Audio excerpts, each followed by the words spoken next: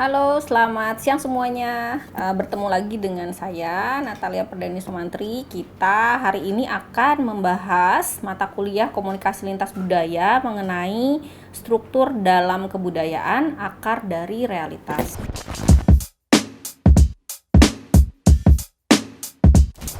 Jadi ini ada di bab 2-nya buku Samovar tentang komunikasi lintas budaya. Nah, yang punya bukunya boleh silahkan dibuka ya. Oke, yang pertama yang akan kita bahas di sini adalah mengenai struktur dalam suatu budaya. Jadi, dalam sebuah budaya itu ada yang disebut dengan organisasi sosial. Jadi, dia tuh merujuk ke yang disebut dengan institusi budaya. Nah, dalam struktur dalam budaya ini ada 4 hal gitu yang penting. Yang pertama adalah yang dipercaya oleh suatu budaya. Apa saja sih yang dipercaya oleh suatu budaya? Jadi ada 3 hal yang bertahan gitu dalam sebuah struktur budaya. Yang pertama itu ada keluarga, yang kedua negara, dan yang ketiga adalah agama. Nah, masing-masing dari struktur budaya ini yang mengajarkan kita gitu ya akan segala hal yang kita lakukan, cara pandang kita gitu ya di masyarakat dalam hubungan sosial gitu ya, misalnya keluarga dari keluarga kita mendapatkan gambaran mengenai siapa diri kita, bagaimana kita harus bertindak, berperilaku, norma sosial gitu ya. Kemudian di negara itu juga bisa termasuk di dalamnya komunitas-komunitas gitu ya. Jadi sama, dia memberikan kita pandangan mengenai misalnya aturan apa yang harus dilakukan, apa yang tidak boleh dilakukan gitu ya. Dan yang terakhir adalah agama. Nah, kalau agama tentu saja dia memberikan kita cara pandang gitu ya, cara pandang mengenai apa yang benar dan salah misalnya seperti itu ya. Kemudian yang kedua itu adalah pesan yang bertahan. Nah, pesan yang bertahan juga di dalamnya sama seperti yang tadi, yaitu keluarga, komunitas, dan agama. Jadi memang dalam keluarga pasti kita diajarkan pesan-pesan mengenai misalnya seperti apa sih nilai-nilai keluarga kita gitu ya. Seperti apa misalnya kita harus menghargai orang gitu, bagaimana kita berkomunikasi gitu ya. Kita belajar pertama kali untuk mengidentifikasi diri kita sendiri gitu ya. Kemudian yang kedua adalah komunitas gitu. Jadi dalam komunitas juga diturunkan gitu ya pesan-pesan ya dari komunitas sebelumnya, dari generasi sebelumnya ke generasi selanjutnya mengenai tadi norma, etika, adat istiadat, kepercayaan gitu ya. Kemudian yang terakhir agama, sama seperti tadi ya, agama mengajarkan kita mengenai misalnya hal-hal yang boleh dilakukan, yang tidak boleh dilakukan gitu ya. Aturan-aturan gitu yang membuat kita menjadi terikat. Seperti itu. Selanjutnya yang ketiga adalah pesan yang dirasakan. Nah, di pesan yang dirasakan ini kalau kita perhatikan ya, selama kita berada dalam sebuah institusi sosial gitu, hierarki nilai budaya itu akan menempatkan kecintaan pada keluarga, agama, dan negara itu selalu pada di urutan paling atas. Jadi misalnya kecintaan kita pada keluarga gitu ya, kepada agama misalnya, kalau pada agama itu kenapa misalnya ada orang-orang yang sampai demo besar-besaran gitu kalau misalnya kasusnya kemarin itu yang penggambaran karikatur Nabi Muhammad. Kok bisa misalnya orang Islam kemudian serentak gitu di seluruh belahan dunia itu demo gitu ya kan, protes. Karena tadi gitu ya, itu berkaitan dengan agama. Nah, dan agama itu salah satu dari hierarki yang ditempatkan pasti paling tinggi gitu di antara budaya. Ya, jadi tadi itu ya ada keluarga, agama, dan negara. Negara pun sama gitu. Kalau negara kita misalnya dihina, dijajah, kita pasti akan membela gitu kan, mati-matian berusaha membela. Karena tadi hierarkinya di atas. Gitu ya, keluarga pun seperti itu gitu ya. Kalau ada keluarga kita dihina, keluarga kita dipandang jelek gitu ya, difitnah misalnya, pasti kita akan mati-matian membela juga gitu. Karena tadi ya hierarki nilai budaya itu menempatkan kecintaan kita terhadap keluarga, negara, dan agama itu selalu di urutan yang paling atas ya. Kemudian yang keempat adalah identitas seseorang. Jadi budaya itu membentuk identitas. Ya, jadi dari budaya kita kemudian belajar, oh kita ternyata orang apa, suku apa, rasnya apa, etnisnya apa, bahasanya apa, gitu ya. Kemudian kepercayaannya apa, gitu, agamanya apa. Ya, jadi budaya itu membentuk identitas seseorang. Nah, selanjutnya kita akan masuk kepada pemahaman mengenai pentingnya keluarga. Ya, jadi dalam institusi tadi gitu ya kan ada disebut salah satunya adalah keluarga. Ya, jadi keluarga ini ya dianggap sebagai sebuah institusi sosial budaya yang berusaha meneruskan budaya dari generasi ke generasi. Jadi pasti kita akan belajar pertama kali gitu ya mengenai budaya itu dari keluarga dulu. Ya kan? Saat kita lahir, dari orang tua kita, dari orang terdekat kita belajar tentang budaya kita. Ya, kemudian keluarga sendiri sebenarnya memiliki dua bentuk. Ya, secara umum ya, secara kita generalisasi, keluarga itu dibagi menjadi dua, yaitu ada keluarga inti dan keluarga besar.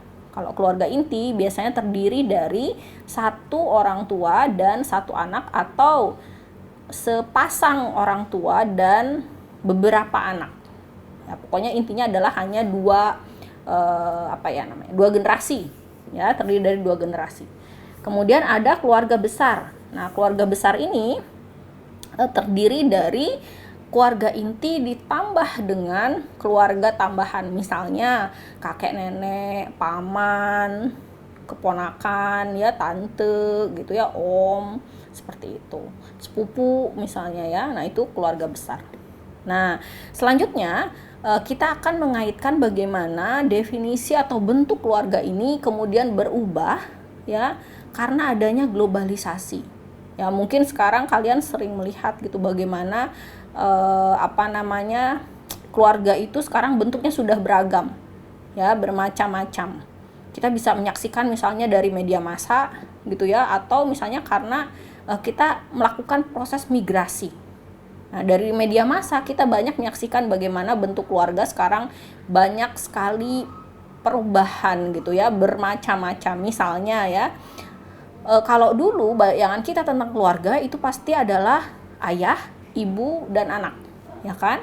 Nah, karena adanya globalisasi gitu ya, perubahan definisi keluarga, kemudian sekarang kita melihat bentuk-bentuk keluarga yang berbeda. Misalnya kita melihat bagaimana ada keluarga yang dari pasangan biseksual gitu ya, pasangan gay misalnya, tapi dia punya anak, atau misalnya pasangan lesbi dia punya anak, atau misalnya orang tua tunggal punya anak, atau misalnya pasangan yang tidak punya anak ya, atau bisa juga misalnya pasangan mengadopsi anak. Jadi banyak sekali kalau sekarang tuh bentuk-bentuk keluarga yang muncul ya, bentuk-bentuk keluarga baru yang muncul karena adanya tadi globalisasi. Kemudian dari migrasi ya, karena adanya migrasi kemudian ada banyak percampuran ya antar pernikahan yang akan membentuk bentukan keluarga yang baru. Ya, seperti itu. Nah, kemudian kita akan melihat apa saja sih sebenarnya peranan dari keluarga. Ya, peranan dari keluarga secara umum ada 6. Ya, yang pertama adalah tentu saja fungsi utamanya untuk reproduksi. Karena tadi ya dia memiliki tugas untuk melahirkan generasi berikutnya gitu ya, melakukan reproduksi sehingga misalnya keberlangsungan keluarganya itu berjalan gitu ya, kita punya keturunan misalnya seperti itu. Walaupun tadi dengan adanya efek dari globalisasi gitu ya, sekarang tugas fungsi keluarga sebagai reproduksi juga sudah mulai bergeser gitu ya. Kalau kalian perhatikan, mungkin kalian pernah baca ya beberapa artikel sekarang bermunculan bagaimana banyak pasangan-pasangan gitu sekarang yang kemudian memilih untuk tidak memiliki keturunan gitu ya. Tapi secara umum gitu ya, peran keluarga yang pertama adalah sebagai untuk reproduksi. Nah, kemudian yang kedua, peranan keluarga adalah mengajarkan nilai ekonomi. Ya, jadi dari keluarga kita belajar nih bahwa kita harus memenuhi kebutuhan kita untuk hidup. Misalnya kita butuh makan ya, butuh tempat tinggal ya. Itu kan sebenarnya mengajarkan nilai ekonomi. Oh, ternyata kita butuh makan. Kalau butuh makan berarti kita butuh yang namanya pangan. Pangan itu harus didapat dengan cara apa? Gitu ya. Kita diajarkan nilai ekonomi. Ya, atau misalnya kita butuh sandang gitu ya. Kita butuh pakaian gitu ya, kita butuh rumah untuk berteduh gitu ya, untuk tinggal gitu ya, kita butuh ruangan yang nyaman misalnya gitu ya, untuk tidur segala macam. Itu tuh sebenarnya mengajarkan nilai ekonomi ya. Kemudian yang ketiga, peran keluarga adalah sebagai sosialisasi gitu. Jadi dari keluarga kita belajar pertama kali gitu ya untuk bersosialisasi. Kita berinteraksi dengan saudara kita, dengan orang tua kita untuk nanti mempersiapkan kita bersosialisasi dengan masyarakat. Ya. Kemudian yang keempat adalah mengajarkan nilai dasar dan pola pikir gitu. Jadi di keluarga kita diajarkan misalnya nilai-nilai dasar seperti etika misalnya ya. Seperti apa misalnya kita harus berbicara gitu, bagaimana kita harus bertindak gitu ya, sopan santun gitu ya, moral ya. Bagaimana pola pikir kita misalnya saat ada orang yang bertanya, berargumentasi misalnya, bernegosiasi gitu ya. Jadi itu adalah fungsi peranan keluarga yang keempat. Nah, yang kelima, peranan dari keluarga adalah untuk perkembangan identitas. Jadi kalau kalian pertama kali gitu ya, saat kalian lahir ke dunia gitu ya, bayi baru lahir, itu identitas kalian itu diberikan pertama kali oleh orang tua ya, dikasih nama. Itu kan pemberian identitas gitu ya gitu. Jadi sebelum kita diberikan nama oleh orang tua kita itu hanya dikenal ya sebagai bagian dari orang tua kita saja. Misalnya, oh ini anak bapak A, ini anak ibu B gitu ya. Tapi begitu kita dikasih nama gitu ya, itu sebenarnya langkah pertama dari pembentukan identitas kita ya. Jadi dikasih nama ya, kemudian setelah dikasih nama kita mulai tahu, oh berarti kita tuh anaknya bapak A dan ibu B misalnya gitu ya, namanya ini, kemudian gendernya ini gitu ya. Kemudian mulai memahami bagaimana sih sebenarnya kita harus secara gender gitu ya, secara gender misalnya kita harus bertindak, berperilaku gitu ya. Jadi perkembangan identitas itu diawali dari keluarga. Nah, yang keenam itu adalah sebagai pelatihan komunikasi. Itu ya, sebenarnya kurang lebih sama gitu ya, dari saat kita mengajarkan nilai dasar, pola pikir gitu ya, saat kita melakukan perkembangan identitas, kita juga, keluarga juga secara tidak langsung melakukan yang namanya pelatihan komunikasi. Itu ya, jadi mengajarkan kita untuk tadi tuh ya, bagaimana mengeluarkan pendapat gitu ya, bagaimana bertanya, bagaimana meminta gitu ya, bagaimana bernegosiasi, bagaimana membentuk sebuah hubungan gitu, bagaimana berargumen gitu. Jadi melatih komunikasi. Oke, selanjutnya kita akan masuk ke varian budaya dalam interaksi keluarga. Jadi dalam sebuah interaksi keluarga itu ada varian-varian budaya yang berbeda. Ya, secara umum itu dibagi menjadi 5. Ya, yang pertama adalah peranan gender. Ya, jadi orang tua itu merupakan faktor utama yang mempengaruhi identitas gender kita. Gitu ya. Jadi yang kemudian membuat kita jadi aware gitu ya, jadi paham, jadi tahu kita tuh oh sebenarnya perempuan, oh kita tuh sebenarnya laki-laki, itu awalnya dari orang tua dulu gitu ya. Karena misalnya gini, saat pemberian nama aja gitu ya, orang tua tuh pasti sudah mulai memainkan tuh peranan gender di sana. Oh karena nama saya karena saya perempuan, kemudian saya dikasih nama yang berasosiasi dengan gender perempuan. Misalnya kalau Indonesia tuh apa aja, Siti misalnya gitu ya, Wati, Susi gitu ya. Oh kalau laki-laki kemudian akan diberi nama yang sesuai dengan gender laki-laki, yang berasosiasi dengan gender laki-laki, misalnya Agus, Budi gitu ya, banyak gitu ya. Nah, dari sana sudah kelihatan tuh peran gender gitu ya. Orang tua mulai mempengaruhi identitas gender kita. Ya, kemudian saat diumumkan gitu pertama kali gitu ya, oh anaknya udah lahir nih, laki-laki atau perempuan. Nah, itu tuh pengumuman gender itu ya. Nah, itu mulai muncul gitu sebagai tadi itu identitas ya, kita gitu sebagai manusia.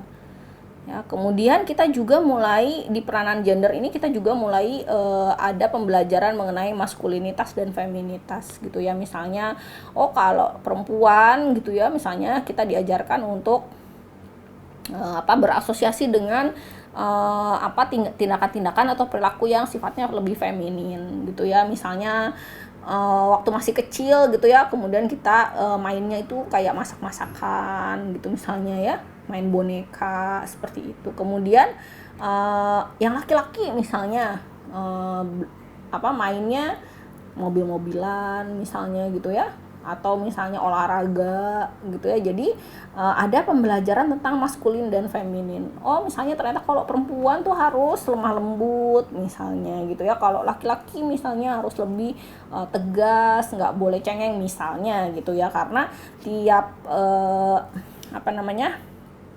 tiap keluarga itu pasti punya istilahnya pengajaran mengenai varian budayanya berbeda-beda. Itu tapi kan itu secara umum ya, secara umum. Nah, dari masalah budaya sebenarnya kita bisa melihat gitu bagaimana setiap budaya itu akan mengajarkan peran tentang gender itu berbeda-beda. Misalnya kalau kita ambil nih dari peranan gender di budaya Cina dan Jepang. Ya, di budaya Cina dan Jepang. Nah, Cina dan Jepang ini termasuk dalam jenis budaya kolektif di mana orang-orangnya itu biasanya lebih menekankan kepada hubungan kebersamaan. Gitu ya. Biasanya itu adanya di negara-negara Asia. Ya, Asia Tenggara lah ya, kurang lebih Asia dan Asia Tenggara lah ya termasuk. Ya, misalnya tadi tuh Cina dan Jepang. Jadi di Cina dan Jepang itu masih ada yang namanya budaya patriarki. Artinya laki-laki itu pasti posisinya lebih ditinggikan dari perempuan. Kemudian anak-anak tuh sudah mulai diajarkan dari kecil tuh. Oh, kalau misalnya kamu ada ayah gitu ya dalam keluarga, ayah itu punya peran yang sangat penting misalnya dalam membuat keputusan. Bahkan misalnya kalau makan bersama gitu di keluarga, ayah itu harus duluan gitu ya, nggak boleh diduluin sama yang perempuan gitu misalnya. Di penghormatan gitu ya terhadap laki-laki juga sama gitu dilakukan di Jepang gitu. Kalau misalnya kalian lihat bagaimana misalnya cara orang Jepang membubuhkan badan. Biasanya kalau untuk laki-laki gitu ya itu lebih penghormatannya lebih dalam. Nah, seperti itu. Nanti ini akan berbeda lagi maksudnya kalau kita bicara dari budaya yang datang di wilayah Eropa misalnya gitu ya, karena biasanya budaya-budaya Eropa itu sifatnya lebih individualistis. Nah, kalau ini kan yang Asia itu kolektif gitu ya. Kalau yang Eropa itu individual. Gitu. Kita lanjut dulu ya. Yang kedua, setelah tadi peranan gender itu adalah perubahan peranan gender. Nah, di perubahan peranan gender ini dipengaruhi oleh adanya yang disebut dengan westernisasi dan globalisasi. Gitu ya. Jadi westernisasi, globalisasi itu mempengaruhi semua keluarga terkait peranan gender, pola asuh anak, perawatan orang tua gitu ya. Misalnya kalau kita lihat nih di kita gitu, karena kita termasuk ke dalam budaya Asia gitu ya,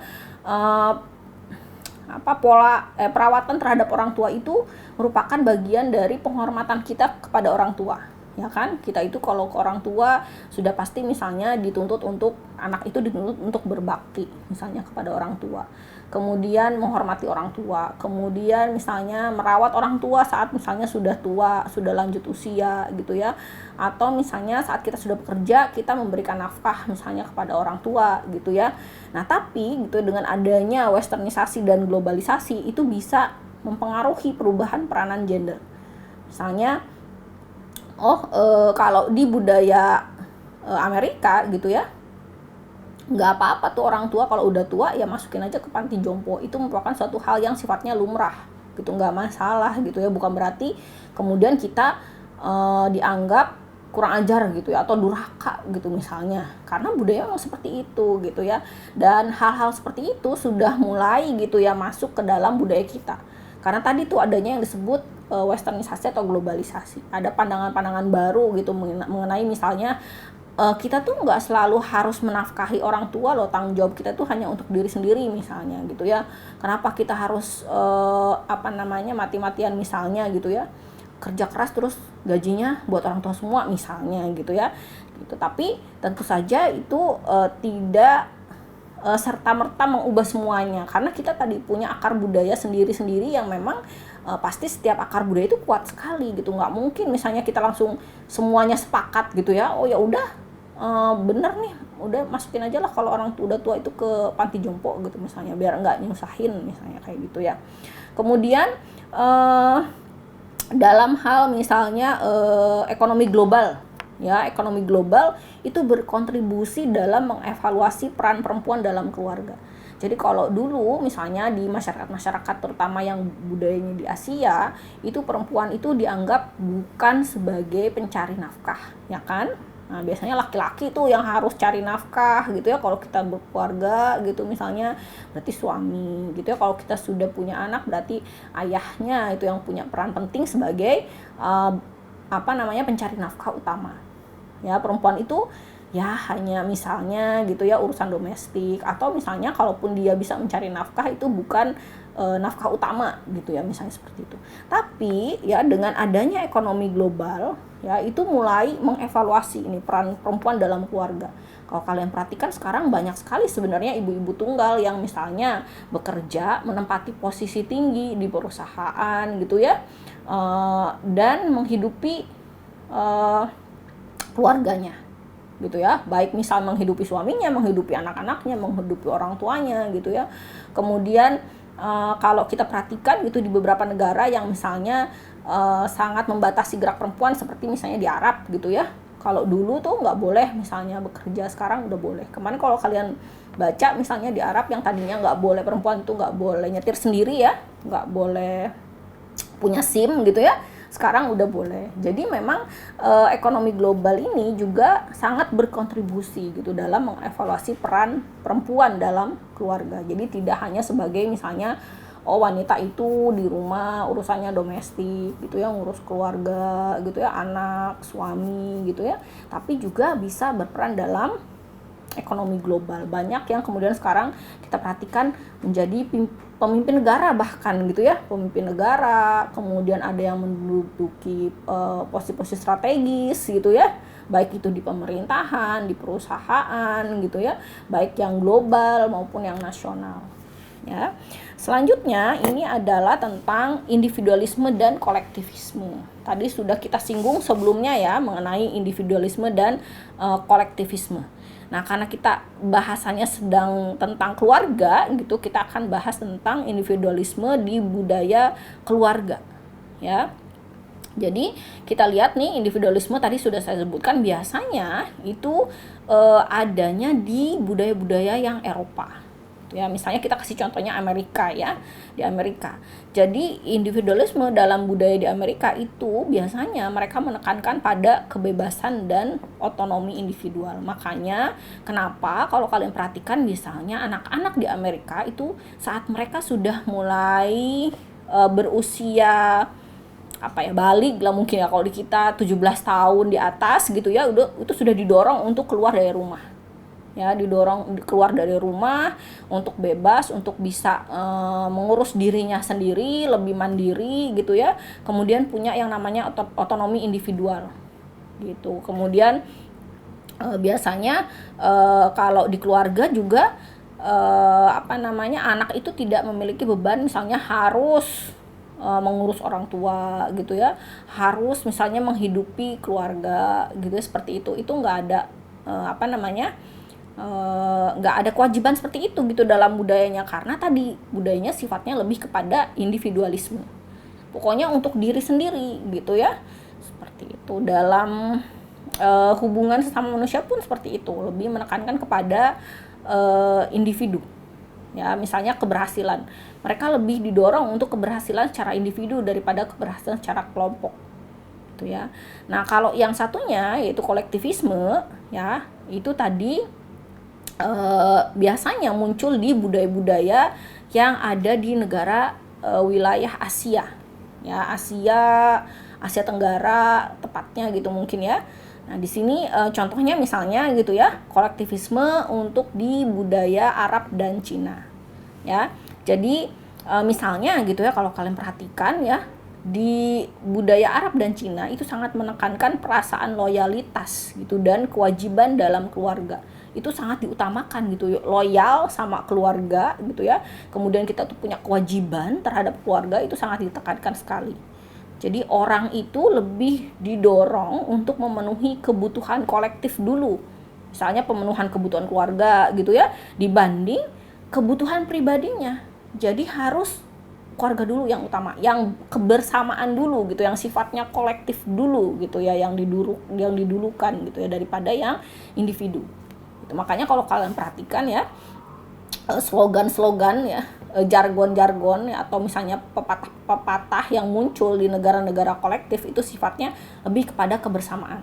Misalnya nih kalau di Indonesia, coba kalian pasti sering banget dengar gitu ya, salah satunya adalah gotong royong ya, itu pasti gitu ditekankan. Kemudian pasti kalian sering dengar gitu ya, kepentingan bersama di atas kepentingan individu gitu ya.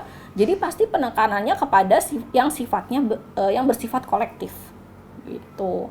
Kemudian anak juga dituntut untuk bertanggung jawab pada orang tua, misalnya sebagai bentuk tadi tuh balas budi gitu ya sama orang tua. Dan ini tuh nanti berkaitan antara, misalnya budaya itu kan banyak ya elemennya ya, ada agama gitu ya, ada norma gitu ya.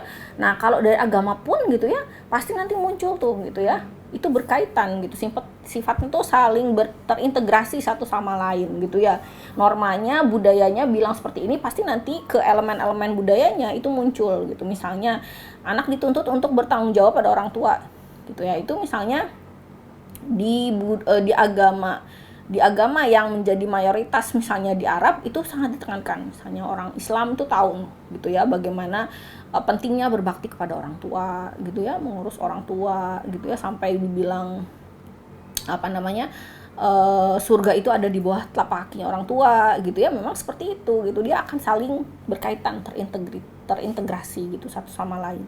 Jadi saat misalnya muncul ide-ide gitu ya dari budaya-budaya individualisme gitu yang sifatnya westernisasi gitu, kayak misalnya tadi tuh orang tua tuh nggak apa-apa loh dimasukin aja ke panti jompo, atau misalnya yang penting kita ngurus diri kita sendiri gitu, orang tua nggak perlu diurus. Nah, pasti terjadi yang namanya pertentangan, karena tadi tuh dua budaya yang berbeda, satu titik pijaknya ada di individualisme, yang satu di kolektivisme, yang pasti beda lah gitu ya kan. Walaupun misalnya tidak menutup kemungkinan tadi tuh ada pengaruh yang akan masuk gitu ya. Jadi bisa saling mempengaruhi, dari kolektivisme kemudian mempengaruhi ke budaya individualisme, dan sebaliknya dari individualisme mempengaruhi ke kolektivisme gitu ya. Sekarang mungkin kalau kalian perhatikan gitu ya, efek dari kolektivisme gitu, karena kita misalnya nih dituntut untuk bertanggung jawab kepada orang tua misalnya. Mungkin kalian sering dengar gitu ada istilah sandwich generation gitu ya. Ini lagi sering banget kayaknya gitu ya disebut gitu ya, sandwich generation ini. Jadi kalau kalian makan sandwich gitu ya, itu kan ada dagingnya di tengah ya. Nah, kita tuh ibaratnya katanya kayak si daging itu jadi digencet dari atas dan bawah. Atas bawah itu maksudnya apa? Kita kemudian dituntut untuk memenuhi kebutuhan dua generasi.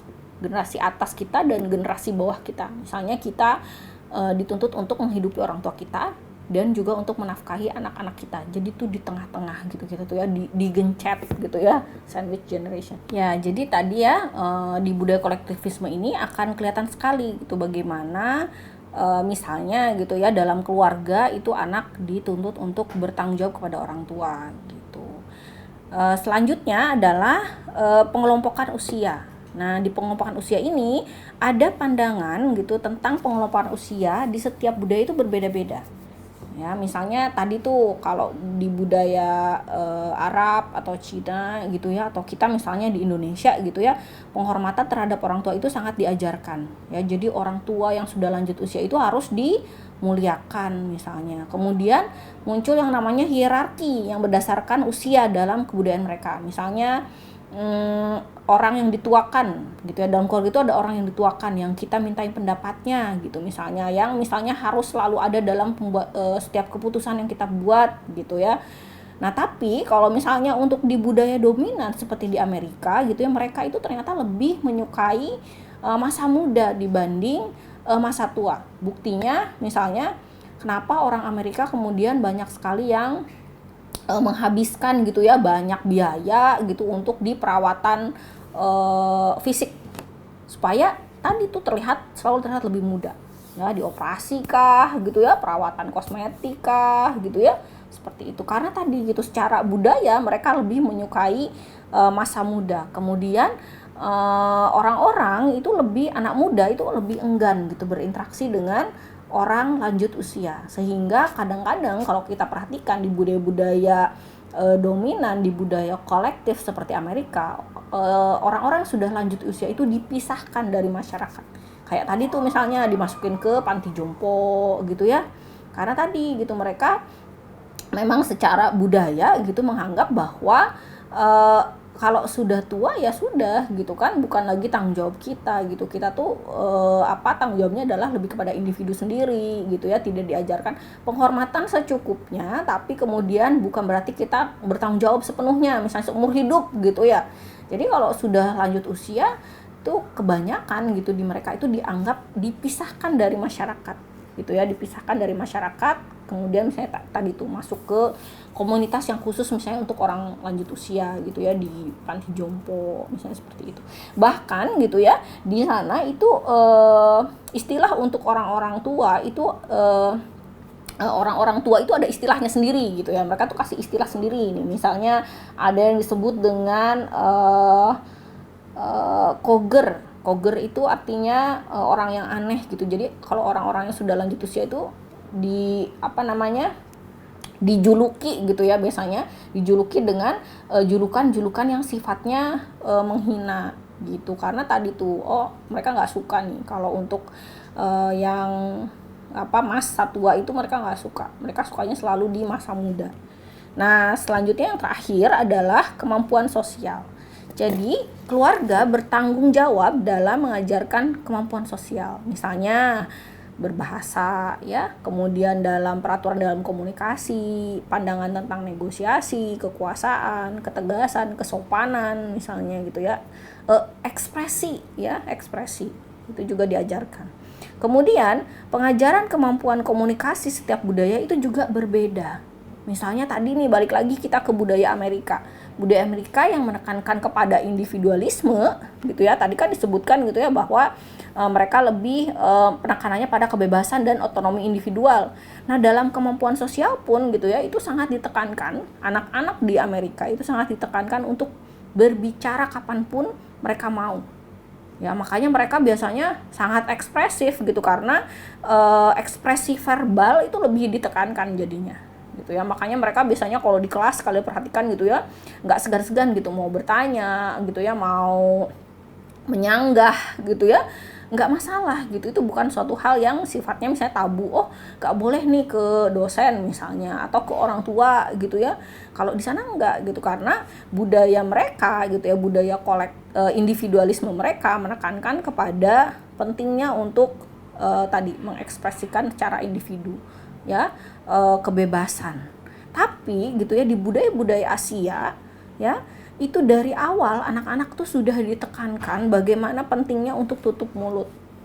Ya, kalau nggak ngerti, nggak tahu, nggak usah sok tahu, diam aja gitu kan ya. Atau misalnya diajarkan untuk kerendahan hati, nggak usah deh kuar-kuar sombong-sombong gitu ya, kerendahan hati gitu ya, atau kesederhanaan gitu ya. Jadi beda sekali gitu dalam pengajaran kemampuan komunikasinya pun gitu akan berpengaruh. Makanya kenapa misalnya kalau kalian perhatikan anak-anak gitu di yang tumbuh di keluarga-keluarga yang budayanya kolektif gitu ya, biasanya lebih secara individu itu kurang ekspresif gitu ya, ekspresi verbalnya tuh kurang dibanding dengan yang anak-anak yang tumbuh dalam budaya individualisme seperti itu ya. Jadi itu bahasan kita hari ini ya tentang struktur dalam budaya, akar dari realitas. Sekian saja materi saya. Terima kasih banyak. Assalamualaikum warahmatullahi wabarakatuh.